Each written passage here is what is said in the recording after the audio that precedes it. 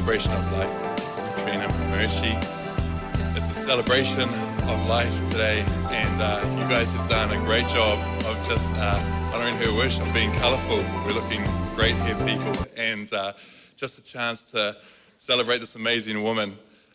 Before we start, it would be remiss of me just to go through a quick safety briefing right now. So if you have any emergency, we have the exits on the side here. Just follow the green lights. The toilets are at the back for economy, and for our first class, also at the back there as well. But I have only so many words. Right now, I'm actually going to hand over to Kat, and she's prepared a special message for us. Welcome to my celebration of life. Thank you for first and foremost being here. I know it means a lot to my family and my friends, and to be Hi everyone, welcome to my celebration of life. Thank you for first and foremost being here. I know it means a lot to my family and my friends, and to be in Campbell. And hopefully today you can smile, you can laugh, you can remember some good times. You probably remember what a cow I was at times too. I feel so blessed to have had so many amazing people in my life. It's been a life well lived, I feel, as much as it's probably shorter than I would have chosen for it to be. I feel so blessed to have had so many amazing people in my life, and all of you included. The list is at the door for the ones that I don't like so much. I've been joking. But, would it really be a celebration of life for me if there wasn't a few really bad jokes? I apologise, but it is who I am. Anyway, without further ado, thank you very much to C3 Belong for agreeing to hold this here today. Kylie and Adam, I've known you for a really long time, and we played some very good games of touch back in the day. But thank you very much for being a part of this, and obviously Barry and Linda as well. You've been such a significant part of my faith journey. So I'm so happy to be here in a place that I love and that was meaningful to me, and also a place that is meaningful to Campbell and that he's comfortable.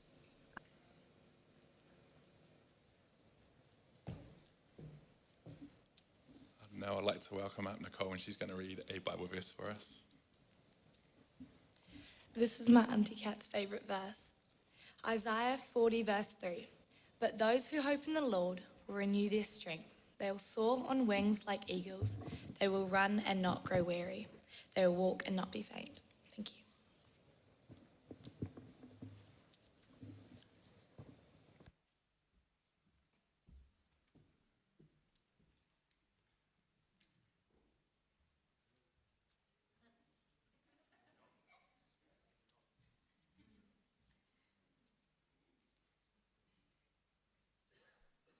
Try that. Yeah, there we go. Technology, eh? First rule, don't let your sister speak when you've got to get up afterwards, because that'll just choke you up to begin. I just want to say again, just to reiterate from the family what Kat said, thank you so much for all of you guys that have come out today to celebrate her life, and all those people that are joining us online right now from around the world. A big thank you. For those of you that don't know me, I'm Chris. I'm Kat's little brother. I first met Kat at a very young age. The details are a little bit fuzzy since I'd just been born, but from what I'm told, 2-year Kat was more interested in all the other babies on the ward that day and not her new brother, but swapping me out with another baby would have been problematic, so here I am. Now, I'm a bit of a visual person, so I really wanted to find a photo from our childhood that would be an accurate representation of all those shared memories and the bond that we have as brother and sister, and I think I nailed it, Lemaine. So this photo was taken on Stanmore Bay Beach by our nana. We had plenty of great memories of Kat and I spending our school holidays up on the Hibiscus Coast with our grandparents, and plenty of stories, but unfortunately I don't have time to go through those ones today. So a bit about Kat's childhood. We grew up on Powery Street in Glenfield, not that far from where we are today. It was the quintessential Kiwi neighbourhood. Our cousins, Fiona and David, they lived about 30 seconds walk from our house. They're here today. And we used to play in the street with other kids from the neighbourhood till after dark, build huts in the local bush, Parry Reserve, which is up the end of the street. We had some really fun times in that house. For a period, we had this nightly family volleyball game in the front yard with Mum, Dad, me and Kat. We'd have dinner, then go outside to play if the weather was fine. Kat was involved in Girl Guides, and we took part in athletics as kids. Now, Kat was a really great long-distance runner, but she wasn't a bad sprinter. And it took me some years before I could finally outrun her. And there was this one occasion when we were at home alone during the school holidays, and I vividly remember Kat standing in the kitchen.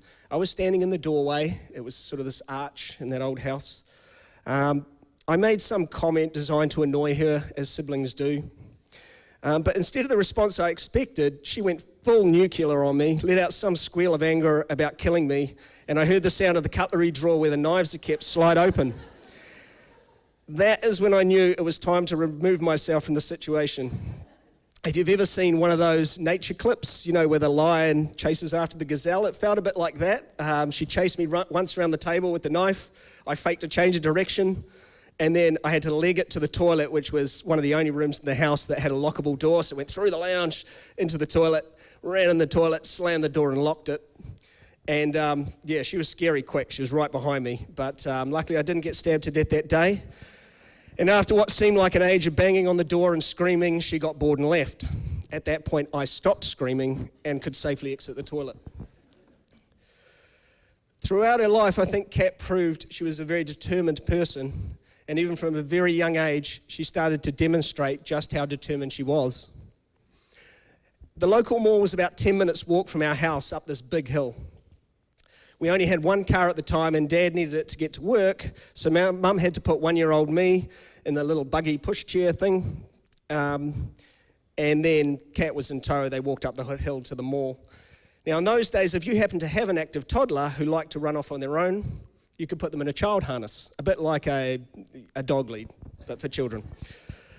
On this particular day, Mum had looped the end of the harness around the handle of the buggy, which was securely tethered to the pushchair.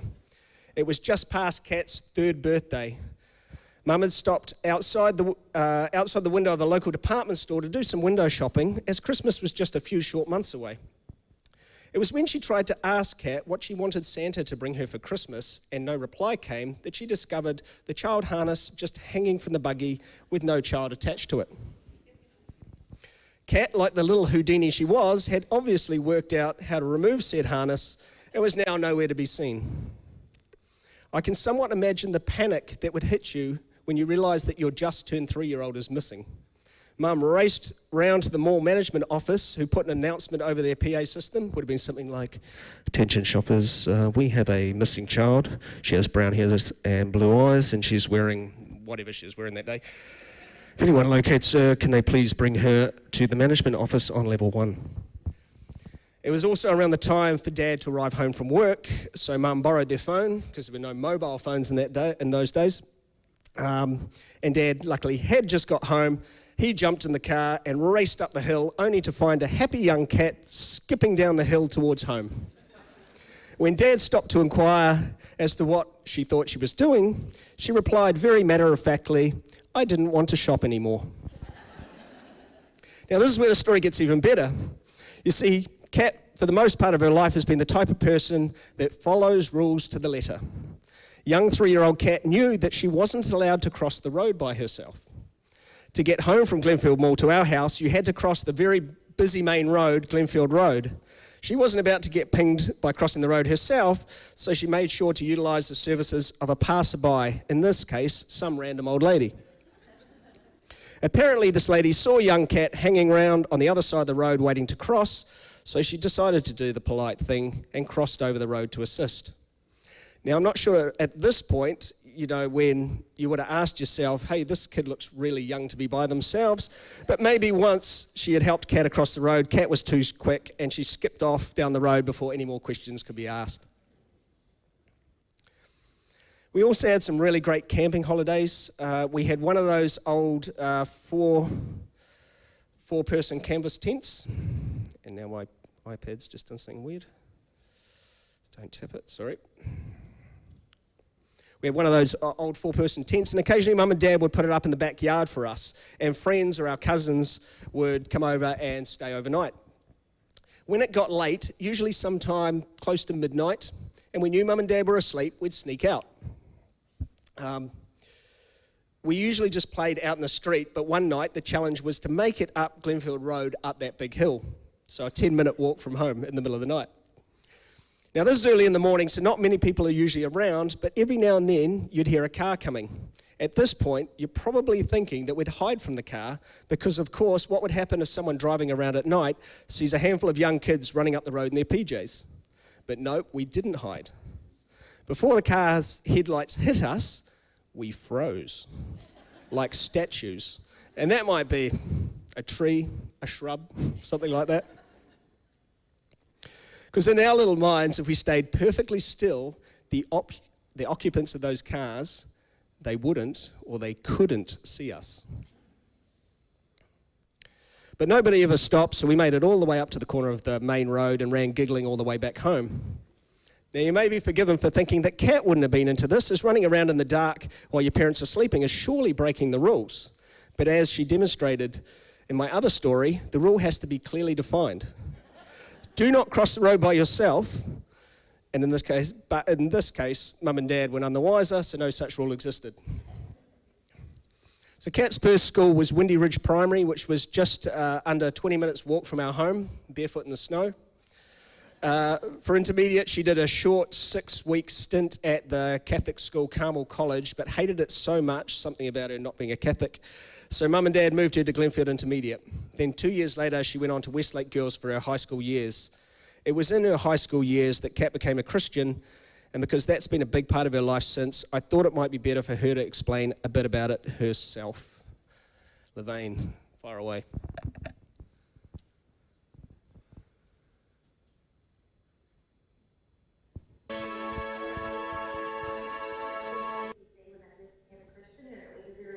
Young hip church, and I had a lot of friends there, but probably not good quality friends. But anyway, the gist of it is I started this faith journey with I went to a church called CCC when I first became a Christian, and it was a very young hip church, and I had a lot of friends there, but probably not good quality friends. But anyway, the gist of it is I started this faith journey with Danny and a few others.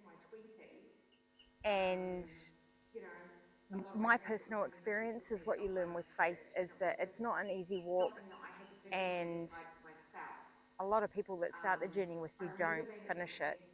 And so into my 20s,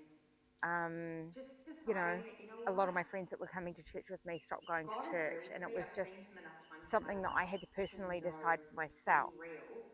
I remember being at summer camp in the US and being in Colorado and just deciding that, you know what, God is real to me. I've seen him enough times in my life to know he's real. So how can I walk away from him? I think when you actually know something is real with certainty and you know how good that is, walking away is a really active decision that I just couldn't do and I wasn't willing to do, no matter what happened or stuff like that. So I made that decision and I've walked with that every day. But that said, there's been real moments of highs and lows in my faith. And I'm not the perfect Christian. I never will be. But do I believe in God? Do I believe that he saved me? Do I believe that there's a purpose for my life? Absolutely. I've seen it too many times in my life where God, maybe at the time you don't understand what's going on, you don't understand why, but when you see the big picture later, you can put all those parts back in and you realize there was a plan, there's a reason why that happened then. So after becoming a Christian, Kat did some youth work for an organisation called Campus Life and Youth for Christ. After that, she later went on some missions trips to Cambodia and Uganda with some of the people from this church.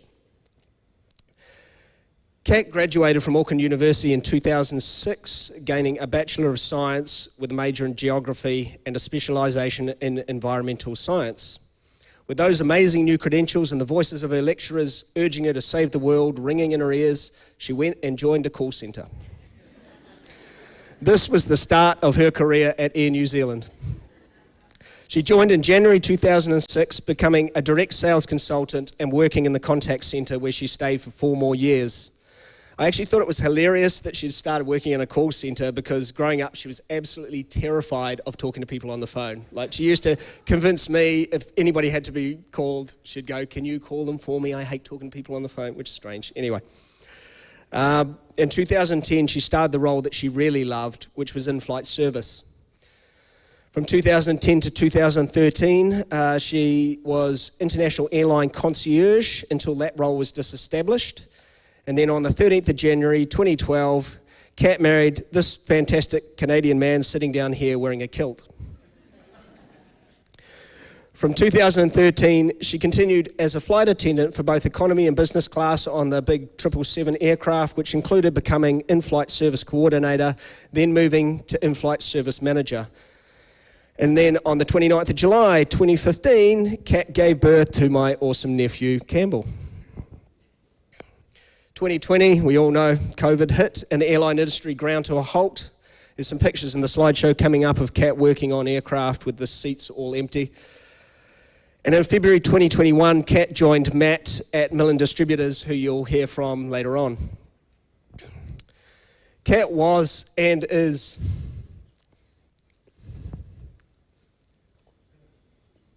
an awesome sister.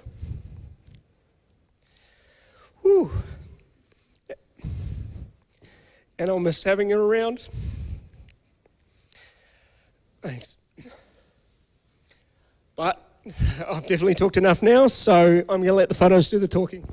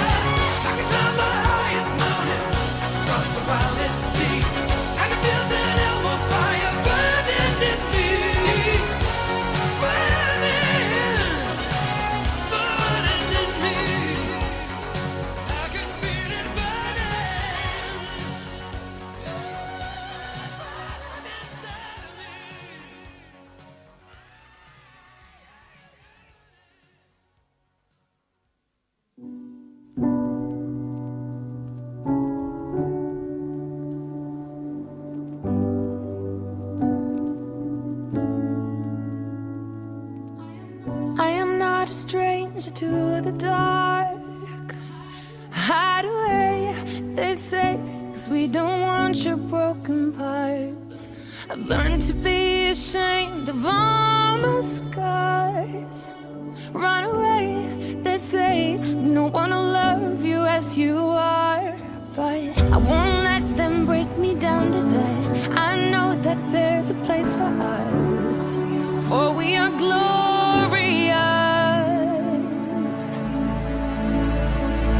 When the sharpest words wanna cut me down, I'm gonna send a flag, gonna drown them out. I am brave, I am bruised, I am who I'm meant to be. This is me. Look out, 'cause here I come, and I'm marching on to the beat I drum. I'm not scared to be seen, I make no apologies. This is me.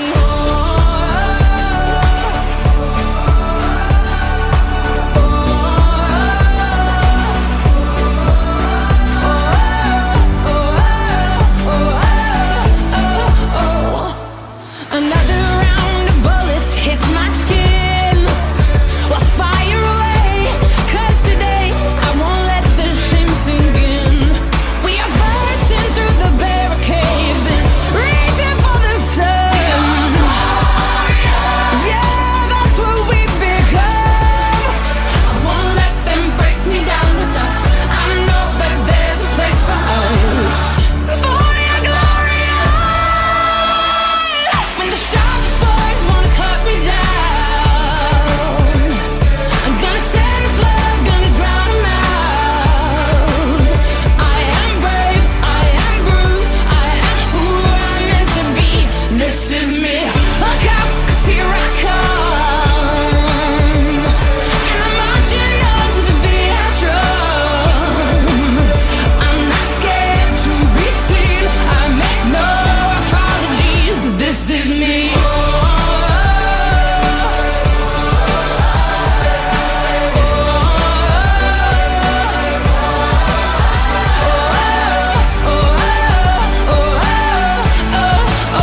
This is me.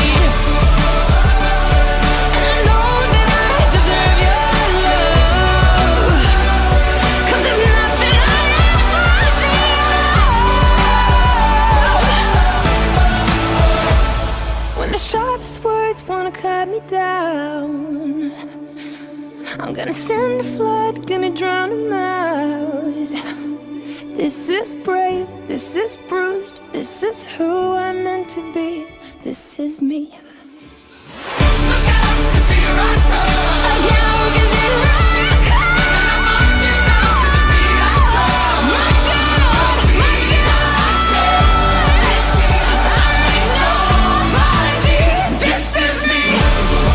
Whenever the wind's gone, whenever the wind's gone, and I take the light. This is me.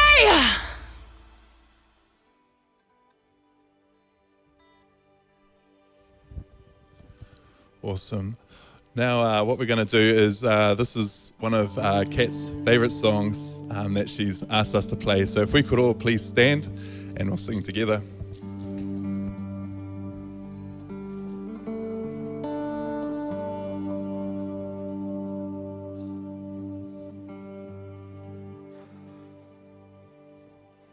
Amazing grace, how sweet the sound that saved a wretch like me. I once was lost, but now I'm found. Was blind, but now I see.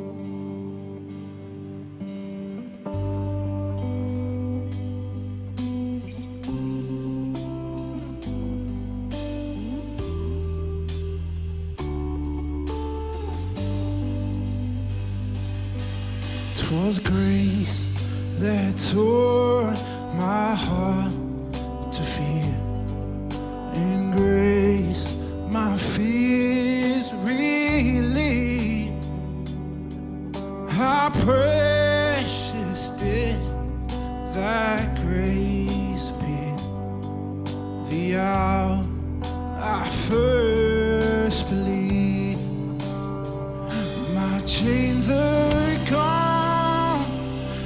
I've been set free. My God, my Savior has ransomed me. And like a flood, His mercy reigns, unending love, amazing.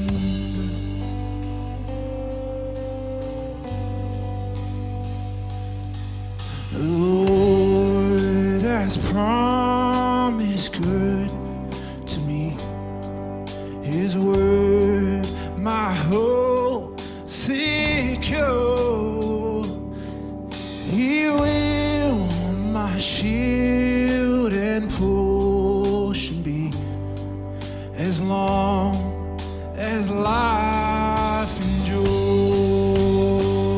My chains are gone, I've been set free. My God, my Savior has ransomed me. And like a flood, His mercy reigns, unending love, amazing grace.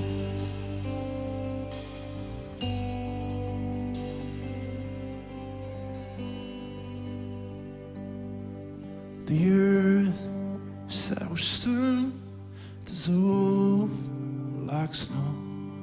The sun forbid to shine, but God who called me here below will be forever mine. You are forever mine.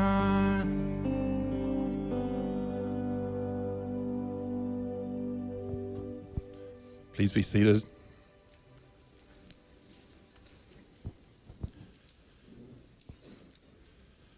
I just want to share a quick little message. And the verse that comes to me the most when I think of Cat was Philippians 4, verse 6 and 7. And it said, "Do not worry about anything. Instead, pray about everything. Tell God what you need and thank Him for all He's done. Then you'll experience God's peace, which exceeds anything we can understand. His peace will guard your hearts and minds as you live in Christ Jesus." In Christian circles, you know, we hear this verse. We've heard it a few times, and there's been times when we've experienced it and we've seen it, of this peace that surpasses all understanding, this peace that exceeds anything we can understand. And it is such a comfort to us in those times. But I have never seen this verse personified like I have with Kat. When we talk to her in those last moments, in those last, you know, from the diagnosis, man, she had this peace that we just could not comprehend. You know, it was to the degree where she's in North Shore Hospital and she's comforting others. She's visiting them in hospice, going around whether people are sick or even if they're not. She's that one who is bringing that peace to them. And we look at it and we think, this is not normal. And it's not normal. It's supernatural. You know, and we see the way that she carried it right throughout this whole journey. And we ask, how do we be like Kat? How do we get this peace? And it says at the start is we pray. And all that simply is we just talk to God. Nothing fancy, nothing super spiritual about it. We just talk. Because it's a God who loves us. It's a God who's there to comfort us. And I know some of us, I think we've all asked, regardless of where we are in this faith, why didn't God answer our prayers? that Kat would be healed? I don't know. I don't know the answer to that. And I agree with you, it's not fair. Not fair that it happened to her. But the other thing, when I first heard this news, Romans 15, verse 13 says this: I pray that God, the source of hope, will fill you completely with joy and peace because you trust him. Then you will overflow with confident hope through the power of the Holy Spirit. The first picture I had when I heard this was Kat dancing and singing in heaven, surrounded by light. And regardless of how good of a dancer or how bad of a dancer she was on earth, you know, she's up there. No more pain, no more sadness, rejoicing and celebrating. It is this hope that we have. It is this hope that Kat had, that she was just able to pass on to all of us. This hope in a loving God that regardless of what happens here on earth, it's all temporary. But we see this confident hope just overflowing from her. This hope of spending eternity in heaven, dancing, rejoicing, singing in tune. No more tears, no more pain, because of this faith that she shared about, this faith that she had in Jesus Christ, who's there for her through this time and who's here for us as well. And I know she would have wanted me just to encourage you, if you wanted to push in, if you wanted to know more about it, give it a crack. I can almost just see this little cheeky grin, and it's just like, I dare you. Give it a crack. But I just want to leave us with that, just with, we know that hope that she had is the same hope that we can have. That same peace that surpasses all understanding is there to comfort us as well. And so if you feel overwhelmed, you can just have a chat with God. He's more than happy. He's more than loving. He's more than understanding. Just to be able to listen and hear and to bring that peace for you as well. Kat was really loved, and what we're going to hear now are some awesome stories from her friends who are just going to share some of their moments from them. So I'd like to invite up Danny. If you could come up, and we'd love to hear the stories that you share.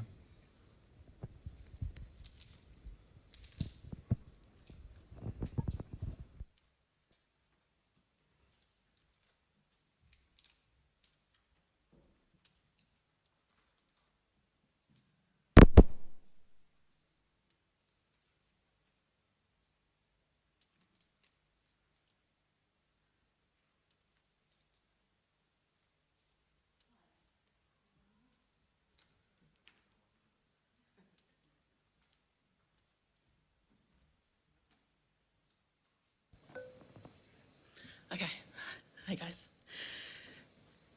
Kat was my, oh really? Kat was my maid of honor, my best and closest friend, my sister, my rock. She helped me remember things like where I parked the car, helped me find my stuff that I lose all the time, like my wallet, my phone, my handbags, which happened a lot. She is the best in a crisis, and she brings hope when there doesn't seem like there is any. And she makes you laugh to remind you not to take life too seriously. She can make you feel seen and that everything's going to be okay. The highest honor of friendship isn't found in beautifully planned events or filtered photos. It's in the messy and the real. It's loving each other's babies and holding each other while you ugly cry. Kat is the only friend who could hit me up about anything, and I'd listen and say, okay, yeah, you're probably right. She's who you go to know the truth, and she'd have the wisdom to give you the best advice that makes you a better person. I first met Kat at the bus stop on Glenfield Road outside McDonald's in 1994 on our way to Westlake. I was 4th form, she was 5th form. She always thought I lied about my age, but she just assumed my age and I never denied it. Kat, being 18 months older, must have been wondering why she's hanging out with such a young chick, but little did we know we'd become lifelong friends. We only lived 2 streets away from each other. We became Christians the same year. We got baptised together. We caught the 947 bus to church each Sunday to CCC in town, always stopping at Wendy's on Queen Street for dinner first and scabbing a lift home afterwards. We went to so many summer harvest festivals together, campus life together, travelled together. We even tried getting pregnant at the same time, but alas, there was 18 months difference between Campbell and my son Jack.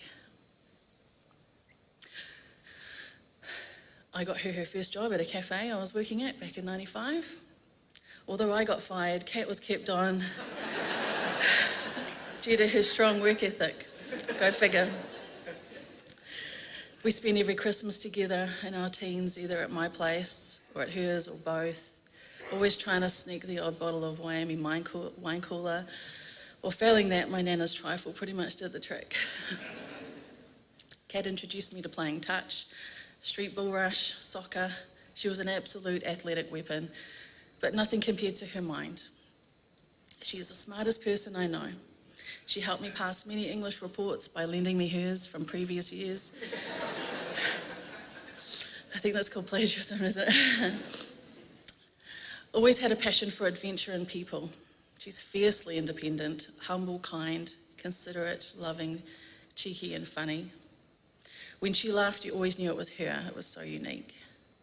She was consistent in everything she did, how she approached work, with total respect, and never took advantage of her position ever. She's probably one of the last of her generation who worked hard, smart, like it was her own business. She could have done anything as a career, she was so smart. But her passion for travelling coincided with getting her dream job as a flight attendant. Her impeccable memory, mixed with her charm and total calm and decisiveness in the face of any challenge or adversity. Her compassion for the elderly and children had her going above and beyond to help anyone in need. She took her job very seriously and often pinched herself that it was real. She loved it so. Kat was happiest being free and able to leave the country at any given moment. If she was landlocked for too long, she'd get itchy feet. That is, until she met B. Set up a home and had Campbell, and she couldn't get back fast enough because they were her home. Her gift is in missions, reaching people, connecting on a level beyond wealth, status, language or religion. Her faith has always been the rock everything else in her life was based on. There are some things I love about Kat. Kat has a way of getting my kids to do their chores by turning it into the most fun game ever. They had no idea. She watches absolute rubbish reality TV. She makes friends while washing her hands in the restaurant bathroom. She gives compliments to strangers in the supermarket. She has a grateful attitude towards everything. She doesn't expect a single thing from anyone. She has a vulnerability and kindness in her eyes. She could drink more coffee than humanly possible. Family first, always. Bea and Campbell are her world. And she walks the walk, she prays hard, and was a total warrior. She can turn an impossible situation into endless possibilities. She's a budget ninja, a travelling genius, planning genius, and an adventure seeker. Her passion for Starbucks. She thinks fast on her feet and always has a plan. And no matter what time of day, if Kat heard any song from our clubbing days, she'd be up dancing and singing. Oh, what a night. She's loyal, faithful, dependable, loves with all her heart. She's fearless and bold. And finally, Kat means so much to so many. She thrives in a new place, meeting new people. She's confident and adaptable. She's an absolute godsend to those hurting or in pain. Her inner strength is unmatched, fueled only by her ride or die faith in Jesus. She is articulate, intelligent, passionate, generous, kind. She's the kind of friend everyone needs. She won't mince words, she will tell you how it is, and she won't put up with anything less than what's best for her nearest and dearest. At the very least, telling you the truth you cannot see. However, loving and accepting at whatever you decide to do with it.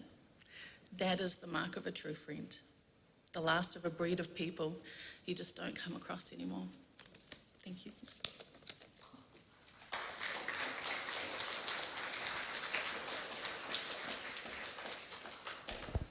I'd now like to invite up Matt Piggin to come and speak.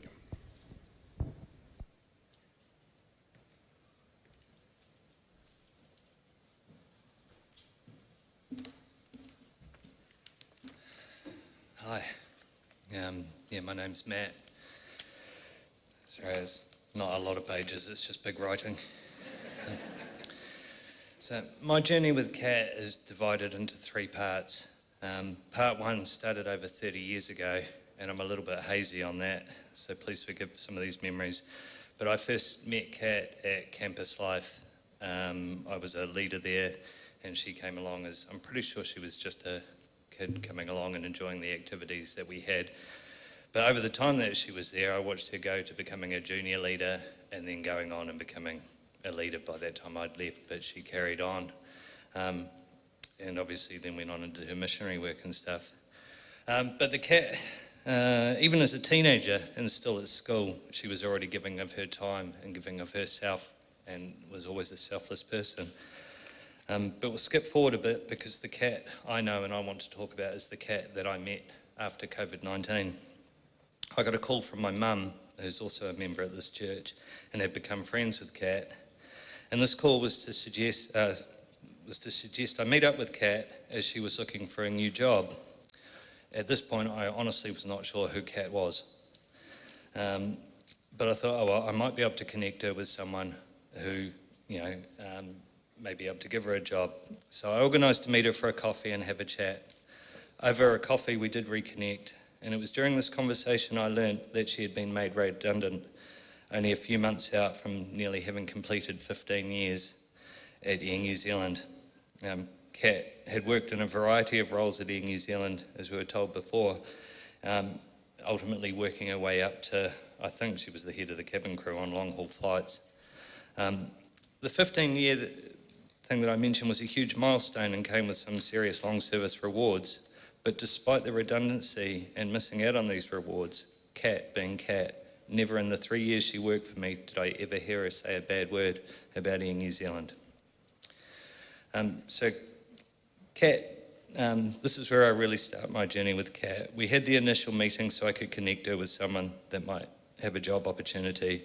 But when I left this meeting, I was left with a nagging feeling that Cat would be the perfect fit for my business. I will point out I was not looking for anyone at this point, but Catrina's attitude and the skill set and genuine positivity was too good to pass on.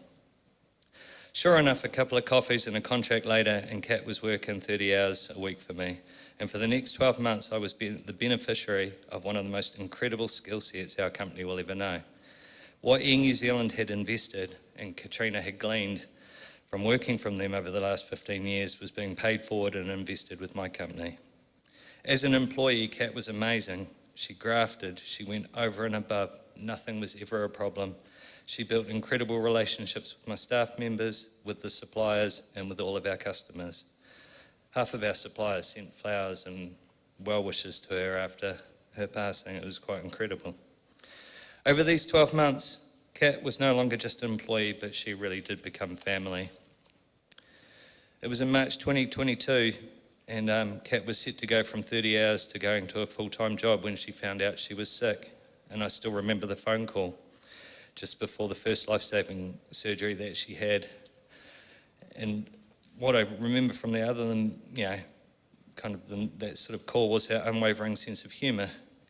Cat, as she went about instructing me on all of the things that I needed to get done over the next few days while she was going to be temporarily predisposed. But she came out of that surgery with a fire in her belly and a resolution to live every day to the fullest. No excuses, no holds barred, screw cancer. And I was so privileged to be a part of the journey after that had all of it, highs, lows, love, laughter and heartbreak. Over the next 2 years, Cat lived more of life than many of us here will ever do in the extended years we get. She carried on working, the hours reduced, but her commitment never waned. She never complained, and Kat always gave me so much more than was ever expected or deserved. Her battle with cancer never seemed a battle. It was simply an inconvenience, and it was not taking her, not easily, not without a fight. This is where I saw the fierce heart of a mum who fought for every moment and every opportunity for her son Campbell, and where I saw a loving wife who was more worried about how B would be than how she was. There was never self-pity, no woe is me, just a resilience and a selflessness to get every last experience and every last moment of her time left with the people that she loved. This included a couple of trips to Canada, and I really want you to think about that for a moment. With a stoma and all the associated issues that go with cancer, she still packed up and went to the other side of the world, not once but twice. I learnt more from Kat than she will ever know. She lived her faith, she lived her life despite it being shorter than she hoped. My heart weeps for the loss that B. Campbell and her family now have to live with, but I also find an incredible sense of peace and pride that she left, fighting all the way to the very end. I just want to finish with a quote by a guy called Charles R. Swindoll, and this sums Catrina up for me. Life is 10% what happens to us and 90% how we react to it. Thank you.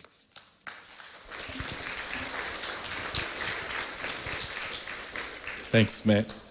I'd like to invite up Maggie Hilton right now. Is she not here? Oh, she is? Sorry.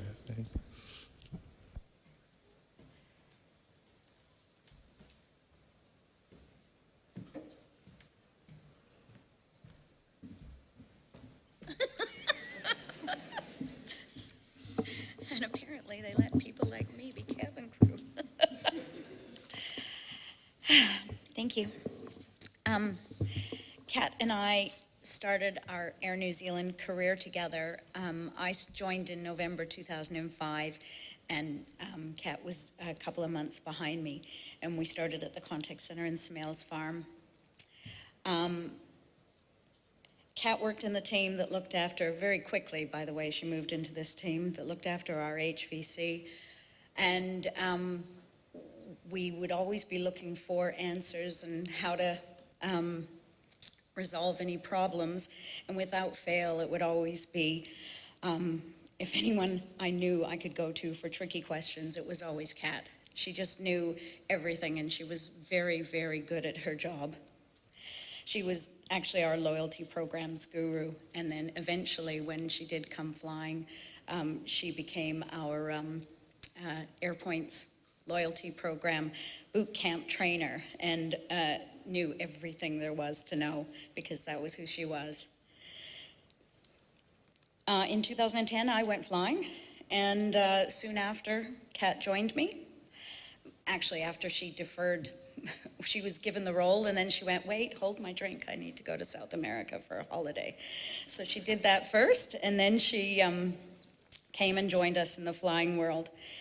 We had many, many overseas adventures together, and the first thing she would always do when we knew that we were going to be flying on the same trips to the same destinations, she would always say, right, I've just had my shower, I've ordered my Starbucks from my Starbucks app, and I'll meet you at Starbucks. And it wasn't that she had a man in every port, she actually had a Starbucks in every port, and I swear they all knew who she was.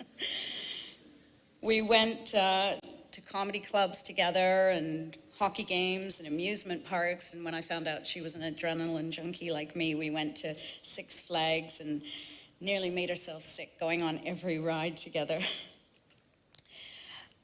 And then she met B, and all she wanted to do was come home. She loved her flying, but she loved her family, and that was the most important thing. I'm only doing an overnight so I can get home. She loved her flying, she really did. And many of her crew family are here today, and she would have loved to have seen you in your uniforms, absolutely. And there are many, many more who are flying and not able to be here, and they've sent their love to you and Campbell B. She was always thinking of others over herself, and you can hear that in everything. She was so selfless. When I was going through my husband's cancer treatment, she was right there, and she said, "Come on, I need some data entry work." And so she got me a job working with Matt. And, you know, it was always, "How are you?" and "How is Paul?" And never talked about herself. And then we discovered that she also had cancer, and she always had a way to make light of it. You know, Paul and her would get together and make jokes about their stomas. It was really in bad taste, but she was just so, it made light of everything all the time. But she was so good at giving me the distraction that I needed, and always selfless about herself. And she and I met with Paul and Kat and I met. She said she wanted to come for coffee, and she wanted to let me know that she'd stopped treatment. And what she said to me was, "She's okay. She's had an amazing life. She was just so very brave, and I will miss you, Kat."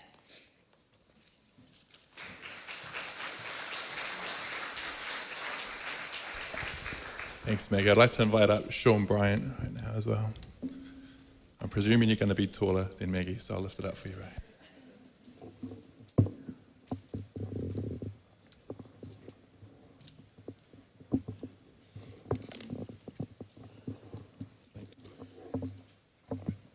Is it on? Oh, yeah, it's on. Yeah. Yeah. Hi, all to everyone who doesn't know me. I'm Sean, and this is Rosie. And we got. You can talk. Alana, everyone. Hey, Ben.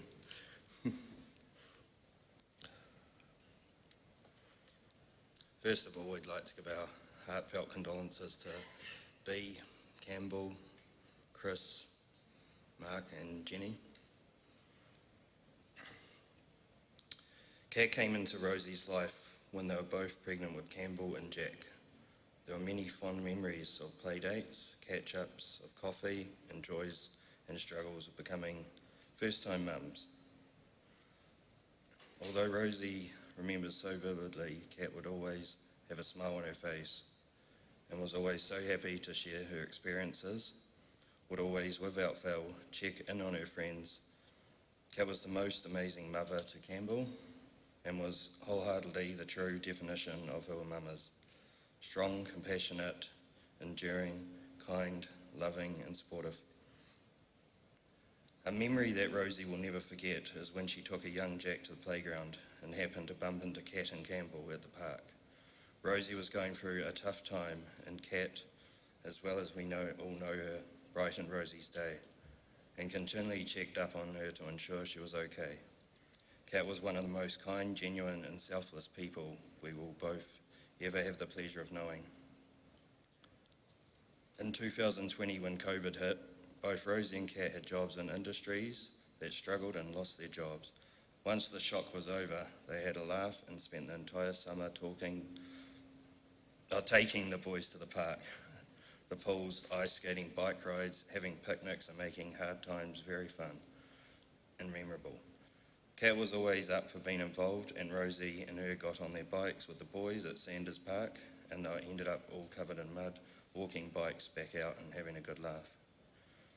Rosie and I met in 2021, and there many more memories were made with Kat, Campbell and Bea, and whiskey and Lion Red, and many barbecues. We had time to cherish. Okay.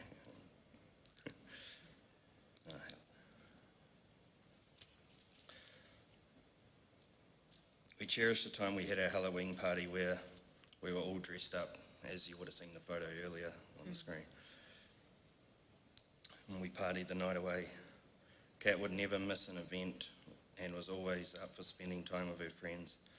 Our favourite memories that was supposed to be for the kids ended up with all the adults competing in laser tag, 10-pin bowling, mini golf and card games at Mythica. Kat joined us at our New Year's Eve party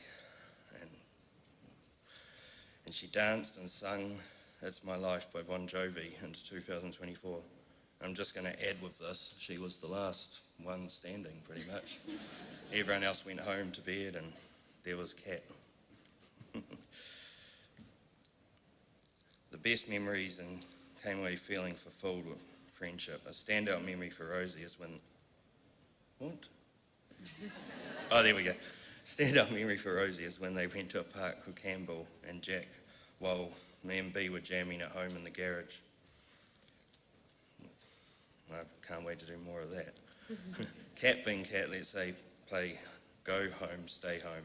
And with her kind, loving past, Camp America training, she had the entire park of 30 kids playing this game.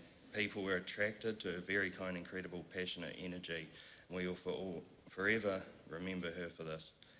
Cat, you'll forever be in our hearts. You're a beautiful, kind, loving, selfless, fun, amazing friend that Rosie and I will never forget.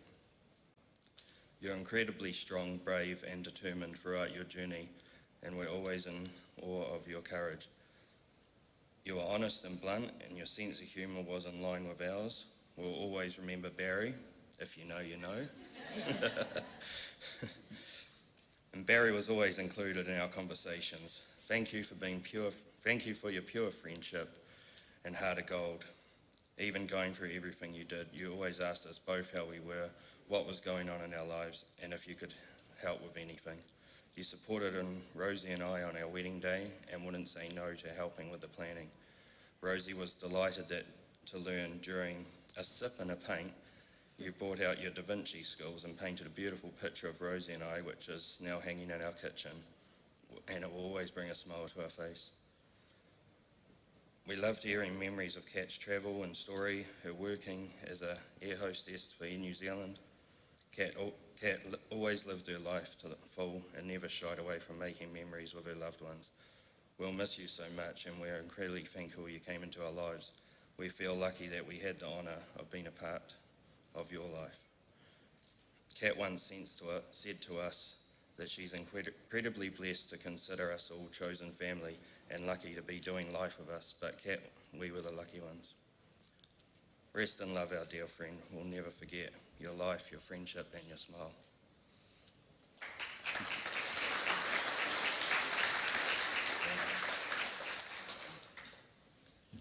Hello, I'm not on the schedule, but it's been approved. The first day I met Kat was at our antenatal class. She picked up with her eagle eyes that we were neighbours on the sign-in form. And at the time I was impressed that she saw that detail. But little did I know that that is just Kat, impressive in every way. Since then, our friendship grew from coffee dates and play dates to dinners and family trips. Over time, Kat, Bea and Campbell have become so important to us, friends who have become family. Thank you, Kat, for always having a fun plan and a sweet surprise up your sleeve. Thank you for breaking the monotony and bringing the joy. Thank you for being our trusted confidant and sharing your sage advice. Kat, you greatly enriched our lives. I will not forget your determination, how you never stopped giving your all to those you cared about. You made us feel so loved. We will be fondly reminiscing about you always.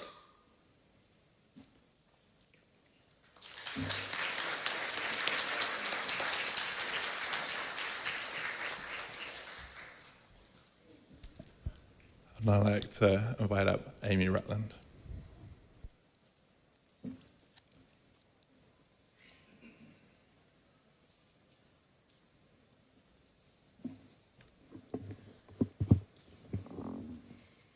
Thank you. I'm Kat's 5'0" friend. Kat and I actually met in this church.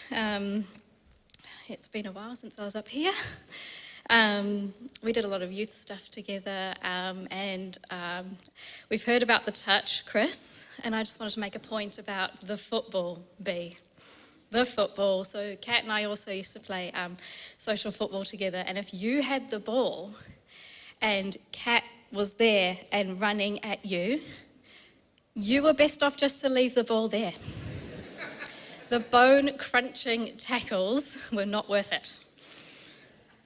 I wrote Kat a card and I read it out at one of our friend get-togethers, and I made a few changes. Obviously, things have changed, and we all said a little bit of something. And after that, she was doing exactly what everyone said. She was effectively counselling us. It turned into a little counselling session. And yeah, we all burst into tears, obviously. It was just who she was, just to try and make sure everyone else was going to be okay. I'm sure she impacted many others in the way that she has impacted me, so I just wanted to try and express that today. You're like the big sister I never had. I'm the oldest, by the way, and she was 9 years older than me. Always telling me who I am, my biggest encourager, consistent friend through life's ups and downs over the last 22 years. I am slightly older than I look. You always have my back, and you're so generous with your time and support. I always came away feeling encouraged and ready to take on the next challenge. I hope to remember all that you said in your texts and your phone calls and hanging out with you in your kitchen for hours. Poor B, if he was at home, he'd try and make himself scarce. Both of us with a coffee and snacks, or sometimes something a bit stronger, depending on the situation. And I will miss all that so much. I especially treasure the time we went to Buenos Aires for just 4 nights at extremely short notice on her staff travel. It was absolute madness and so much fun. And just like Kat, I'm like, hey, you want to come? Yeah, okay. And it was a highlight of my life and our friendship as well. You always pointed me to Jesus, and your faith and trust in him, especially throughout this journey, is inspirational. You lived life to the full, and you tackled everything head on. You never stopped living or wallowed in despair. You did whatever it takes to help yourself and your family, rarely asking for anything from anyone else. You're an absolute machine. I remember how you got mad at me when I didn't let you help me move house in the midst of all you were going through, but you clearly wanted to. You were always thinking of others. Your strength and resilience astounds me. Whenever I would ask you about what was happening, you would always, within 5 seconds, change the conversation and ask what's happening with me. I only hope to be half the person you are. And in truth, you carry us all along with you in your slipstream. It was amazing to watch and just be there for you. And I don't know anyone as strong as you are. God gave me you and B and Campbell as the family I could choose. I love you, and I'm proud to know you, and I treasure our friendship. And we're all so proud of you, Kat.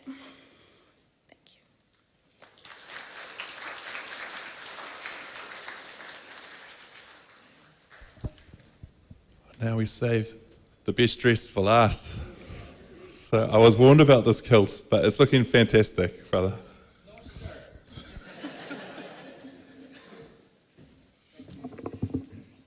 So of course we go from the 5 foot to me. It's actually the first time I've turned around, so this is very heartening, but not surprising to me whatsoever to see all of us gathered here today. Now before I start, I do want to warn you, I've edited my comments down as much as I can, so just grab a coffee, basically have a bit of a nap. But before that, I want to read something on behalf of one of Kat's absolutely cherished friends, Haley, who's right here in front of us. I haven't read this yet, so this is probably going to be what gets me. My beautiful Kat, 30 years of sharing memories and experiences together. Felt like we knew each other for forever. Now it seems like it was only a short while. I wish we had 30 more years. I think you were placed in my life for a reason. I sometimes find myself wondering what I did to deserve you, but also question how I was so lucky to have landed a friend like you. Doing life without you will be so much harder because we all got to experience how amazing you were. Life without you just lost that little bit of spark. You lit up every room and lifted up every single person around you. The way you carried yourself in every part of your life is something I was always in awe of. You were by far the most beautiful person inside and out. Your uncanny ability to remember people and faces and have something nice to say about absolutely everyone was one of my favorite things, about you. The amount of empathy and interest you had for people in their lives was truly out of this world. Also, your boys, your two amazing boys, B and Campbell. The love you had for them was immense and all-encompassing. They were your world, and it was a beautiful thing to see. There was honestly no deeper love you had than for your two boys. I know Campbell will take all the best parts of you and run with them, and I can't wait to see what amazing things he does because of the beliefs that you have instilled in him. What I most want to say today, though, is thank you. And there's so much to be thankful for. I could honestly go on forever. Thank you for the laughs. Gosh, we spent lots of time laughing. Thank you for the quiz nights where you'd always throw in one last answer that was so left field we'd believe it was correct. 90% of the time it wasn't. Thank you for our first jobs together. I'm pretty sure I was faster than you at scanning groceries, but I loved the competition. Thank you for reassuring me of my worth when I doubted it myself. Thank you for the car rides, screaming our favorite songs at the top of our lungs. Thank you for your truth. You were never one that would sugarcoat anything, and even when I didn't want to hear it, you were honest, and I can't thank you enough. Thank you for nights sitting at bars, talking into the wee hours, not needing anything but good conversation and friendship. Thank you for showing my girls what a strong woman looks like. You were the strongest. Thank you for choosing me to share all your adventures and being the absolute best friend I ever had. My love for you is bigger than the whole sky. Bless you, Hills. That was beautiful. So now, like I said, buckle in. I've been editing this all morning, and I've got it down to a passable 45 minutes, so you guys should be all right. But look, first things first, I'm very grateful to see all the color in here. As we all know, it was Kat's wish for us to wear it, and she wanted it. Maybe not this. She absolutely hated it, but sorry, not sorry, honey. Thank you to everyone for attending. Obviously, I think it's been mentioned before, so both here and those tuning in to the online link. The outpouring of love Kat's family and I have seen in the past week has been astounding, but maybe not really surprising, is it? In her 45 years, Kat touched so many people. It really is amazing that in that short amount of time on this earth, she had such a positive impact on so very many. I'm only one. Kat's love saved my life. That's not a figurative statement. I'm not trying to be dramatic.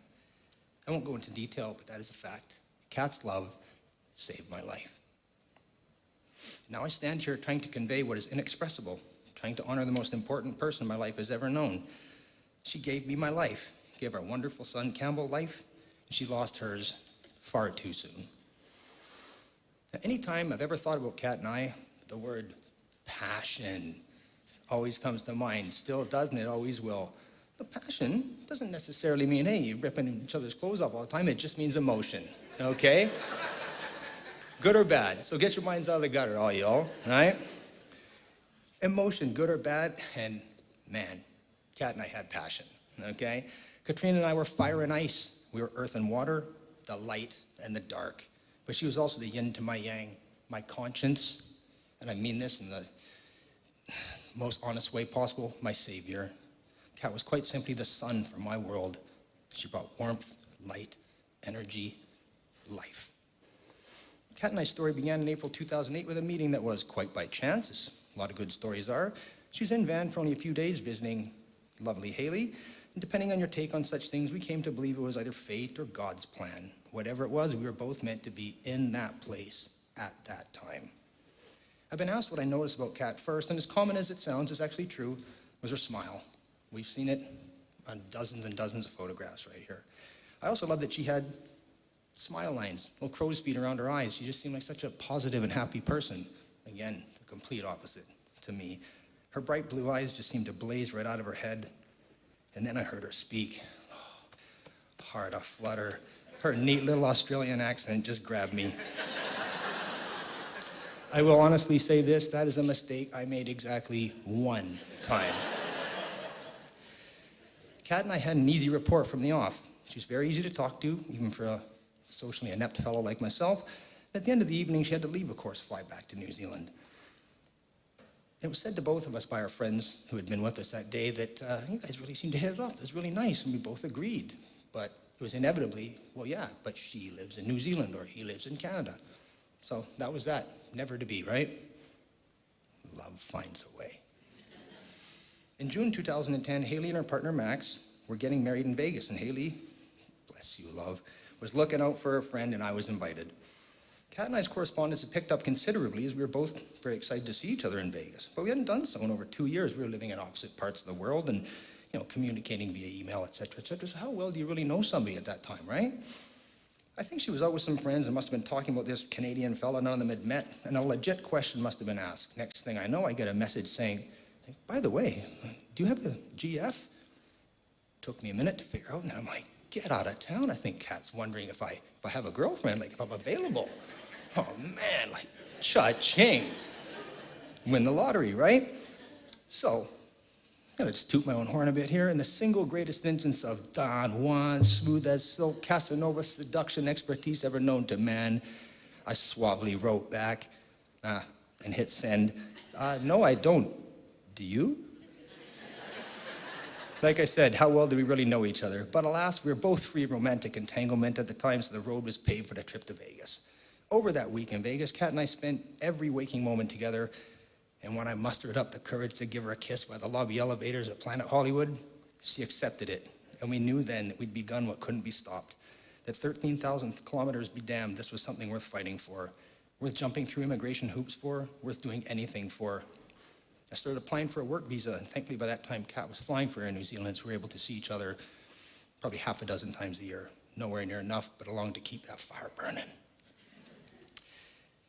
I tell you this, Immigration New Zealand, anybody from Immigration New Zealand here? Please leave. It took 2 years, but eventually Immigration New Zealand finally decided that giving little old me a 1-year work visa might not bring this country to its knees, okay? Or perhaps it was that after 2 previous rejections, Kat and I basically said, stuff it, man. And I sent a gigantic manila envelope to them. It had pictures, it had emails, it had text exchanges, it had Facebook messages, letters from family and friends. I actually wrote to my caseworker and I warned her. I just said, man, you want it. Believe me, you're gonna get it, okay? So essentially, I reckon it was an extreme ew factor and the realization that we weren't gonna stop and it was only gonna get worse that got me here. But hey, whatever it took, we just simply could not be apart. Now, people who've known me for many decades often heard me say I didn't want to get married. I didn't want kids. Maybe I meant it. I don't know. I was just a lonely man who had given up on hope. But Kat was the first time I could even think the words marry or children and speak them with no fear and actually know that I wanted this with this person. Getting into the nitty-gritty here. Kat was coming to Vancouver in mid-December 2011 on a work tod.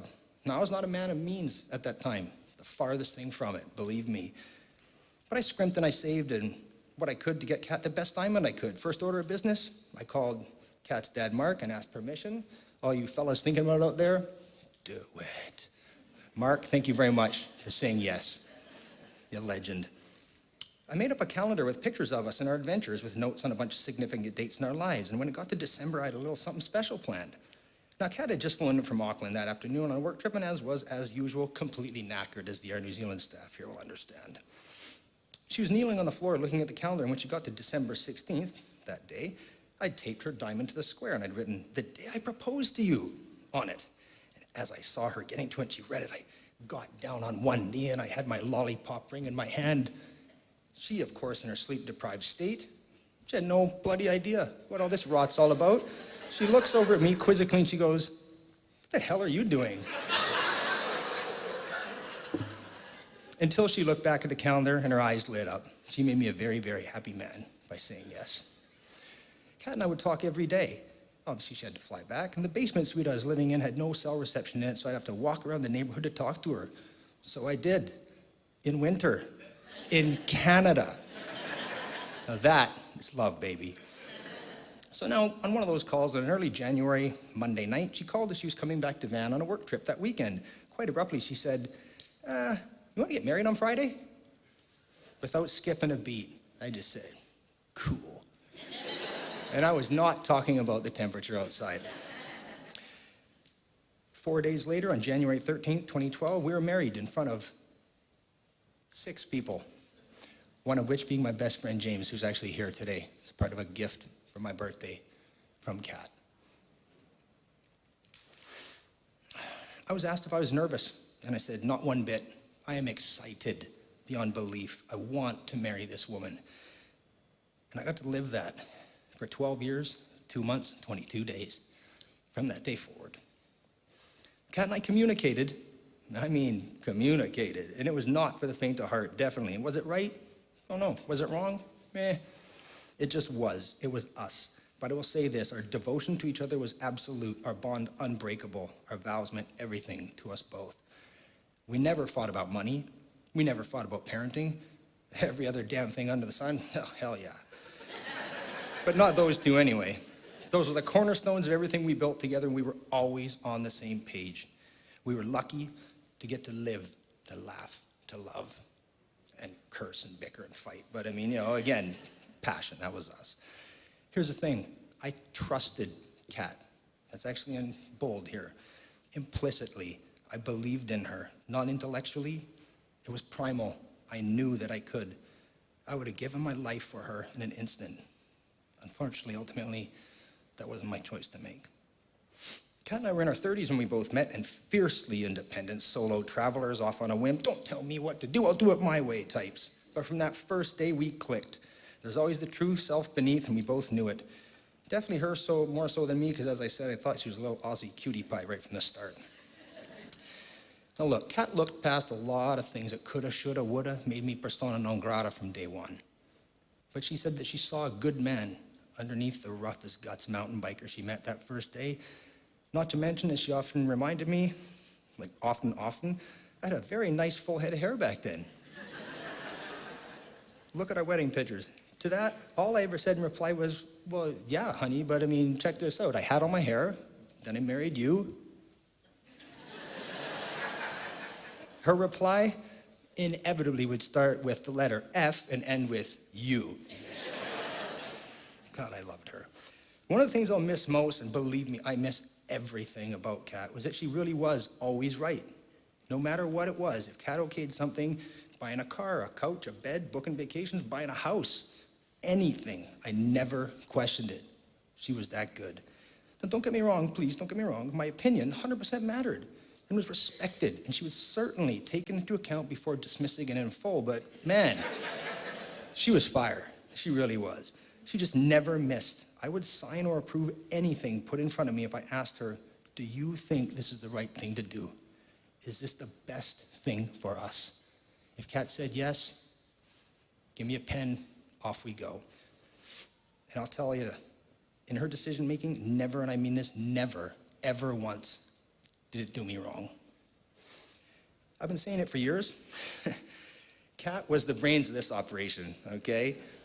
She was the CFO, the heart and soul, the one who got stuff done, the planner, the organizer, the final boss. In other words, Kat was just my wife, I've often said, hey, I'm just a dumb SOB who got lucky, punched above my weight and married smart. Kat was my trusted and constantly sought counsel. She was my confidant. She was my sounding board. She was my friend. She was and will always be the absolute love of my lifetime. Kat will be eternal. As evidenced by a lot of the pictures you've seen today, Kat lived an amazing, adventure-filled life, but the one thing above all else she yearned for was to be a mom. If I hold this together here, go buy a lottery ticket. She called one day in early December 2014 to tell me the test showed 2 strips. I was ecstatic. Needless to say, my euphoria was not exactly matching hers, but that was only fear. Okay, it was just worry. I was 41 at the time. I didn't know if I could do this. I didn't know if I was cut out for it or if I'd be any good at it. We talked that night, and once again, Kat assuaged my fears and talked me off the ledge. On July 29th, 2015, our lives were absolutely completed by the birth of our wonderful boy, Campbell. He was meant to be a gift from God, perhaps, or fate, or destiny, whatever it was. He was him. He was here, and we were complete. Now I went and had a little visit to the doctor soon after, and even though Kat wasn't exactly happy about that, my body, my choice, honey, okay? So we compromised. She always wanted to have at least a second child, and I just had to be honest with her. I said, honey, but then I would just be forced to tell the other kids, look, you're fine and all, but I love your brother more than you, sorry. You're the greatest, Bam Bam. Kat was born to be a mom, She could be extremely sleep deprived from overseas work trips, but it never, never impacted her utter devotion to being mummy to you. Give her a coffee, or 3 or 4, as has been documented here well today, and it was all Campbell without hesitation or complaint. I struggled at times, I won't lie. Kat sometimes had 2 crying babies, one this big, one exactly this big. But with iron will and pure love and compassion, she would pick me up and again hold my hand and help me keep it together.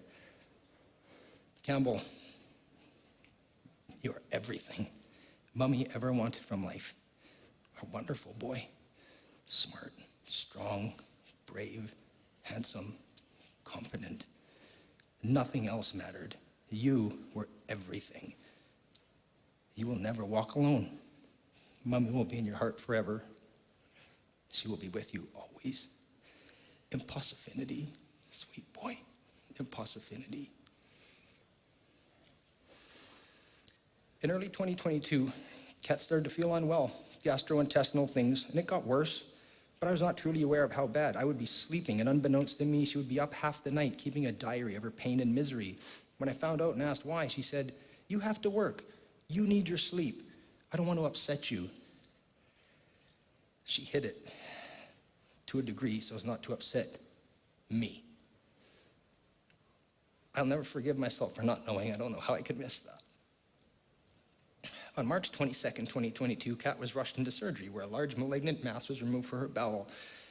And we were also told at the time she had uncurable stage 4 cancer at that time. We were very lucky not to lose her on the operating table that day, and every single one of the next 744 days were an absolute gift. Kat never complained. I stand here and I swear that on everything that I am. She had a colostomy bag for 2 years, 37 rounds of chemo, carried a chemo bottle around her neck every 2 weeks. And that's one thing. She was a positive person. She hated Cammie, let me tell you that. But she never, ever complained. She had life to live, and damn it, she was going to live it. My heart swells when I think of her determination to make every day count. She knew her days were numbered, and yet she never lost that magnificent smile. After she got sick, you could always find her on the wards.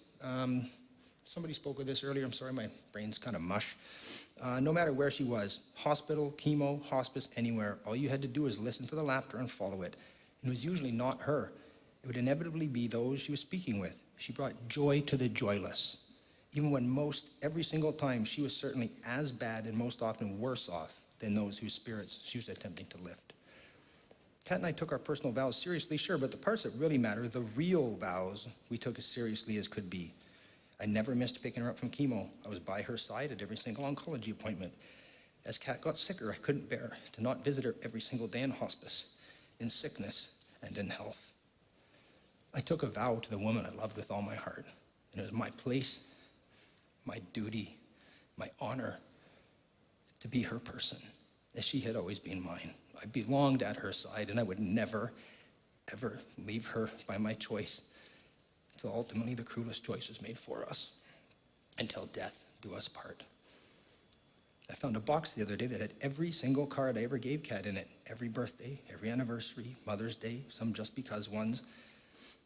That destroyed me because I saw a mirror of my own devotion, and it made the unbearable pain of her death magnified tenfold. That was full of mystery too, but mostly in that she had done so much amazing stuff, been so many places, helped so many people, that as life got busy with parenting and adulting, I just never got to the bottom of all of it. I've been having to go through her personal effects in this last week, and I've seen so much awesome stuff. It has brought me to tears regularly because as amazing as everybody knows she was, I realized I didn't know half of the onion. There were layers that I had never even dreamed of. She was magical to me, an honest and true diamond, and yet her majesty was far greater than even I knew. Near the end, I promise. When I think of what Kat meant to me, obviously I'm capable of writing a few words down, but when I think of what Kat meant to me, I'd like to share some words from Bruce Springsteen that encapsulate what her love did for me. She was very well aware of this song. Well, I took my heart and soul, I put them high upon a shelf, right next to that faith, the faith that I'd lost in myself. I went down into the depths of sin, just trying so hard to shed my skin. I crawled deep into some kind of darkness, looking to burn out every trace of who I'd been. You do some sad, sad things, and it's you're trying to lose. You do some sad and hurtful things. I have seen living proof. But you shot through my anger and rage. You showed me my prison was just an open cage. There were no keys and no guards. Just one frightened man and small shadows for bars. In our own ways, Kat and I were both wounded animals when we met. Been done wrong by some previous people, and we had our guards up. Because of that, we both had to learn to trust again, to believe in another person's heart and true intentions. And we did. Our bond became our bond. I promise, or I love you, were never just empty words. They meant everything. I love you, honey, were the last words we ever spoke to each other before she went to sleep and never truly woke up again. I said it, and I meant it, and she knew it. And she said it to me, and she meant it, and I knew it. I carry that moment with me in my heart now, and I will until my very last breath on this earth. Without Kat's love, I know where I would be, and it would not be here today. She showed me that there was a life worth living, and I will live every last day of my life, grateful for that. For every single one, I got to live by her side. I felt invincible with her. How do you replace that? Lastly, I just want to share one final story. This past New Year's Eve, party at Rosie and Sean's. I guess at some point karaoke started up, as Sean had mentioned, and it's been mentioned before. Oh yeah, so Adam up in heaven. Hey, she was a good dancer. Believe me, St. Peter's going to slam that gate if Kat starts singing. Okay? So anyways, look. Kat got the mic and started singing a song we both love, and when it came to a certain part that has always made me think of her and I on that very first trip when I came to New Zealand. I came here when I was injured before I moved here, and she nursed me back to health. The first time we also told each other, I love you, I joined her on the microphone. Standing on your mama's porch, you told me this would last forever. Oh, and when you held my hand, I knew that it was now or never. Those were the best days of my life. Those are the best years of my life. Thank you, honey. I love you. I miss you. Thank you.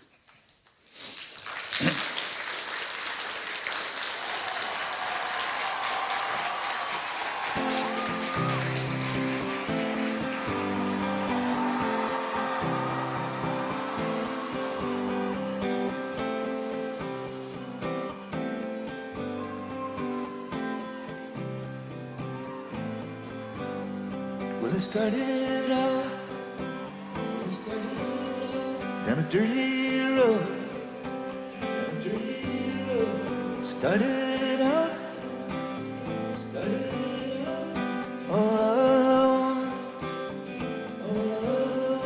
and the sun went down as across the hill, and the town lit up. And the world got still. I'm ready to fly, but I ain't got wings. Coming down is the hardest thing. Now the good old days may not return. And the rocks might melt, and the sea may burn. I'm learning to fly, never ain't got wings. And coming down, it's the hardest thing. Yes, it is.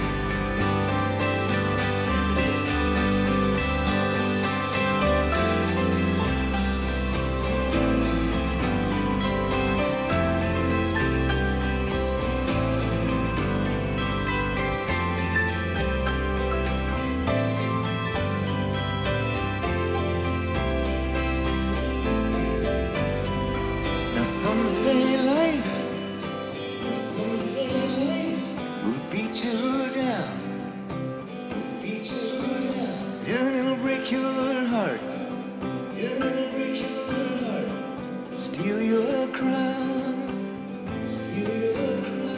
So started out, for God knows where. But I guess I'll know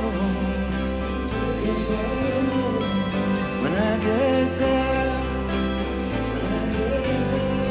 I'm ready to fly, but I ain't got wings. And coming down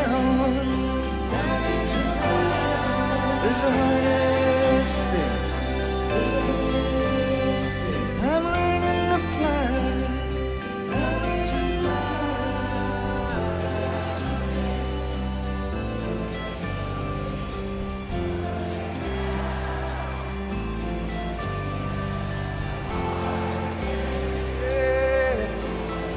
That's right. Tell you one day, baby,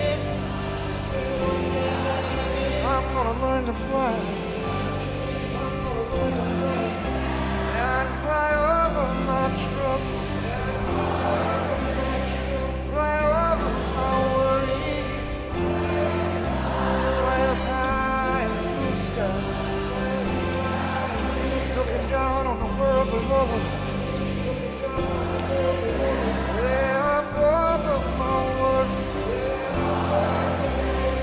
and over my trouble. Yes, I will. Yes, I will. Yes, I will.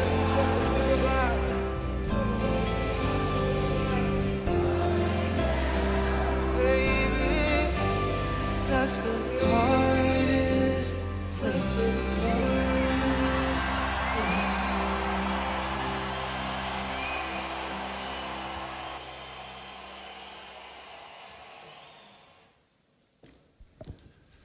It's the end of our service, but it's not the end of our celebration. Up there it says, let the stories be told, and as we wrap up, just outside by the door, there's just a little card there just to write your story of Cat. And we're going to collate those for being Campbell to look back and to remember. So feel free to take one of those and write that down. We've got some food out there as well, and stay around and share those stories again. And we also just have this last slideshow where we can just remember those stories, and if you want to head out during that time, that's fine as well. But just thank you so much for coming. The family, I just appreciate you guys so much, and we are going to let these stories be told, and we'll always remember the beautiful woman that she was. So thank you so much.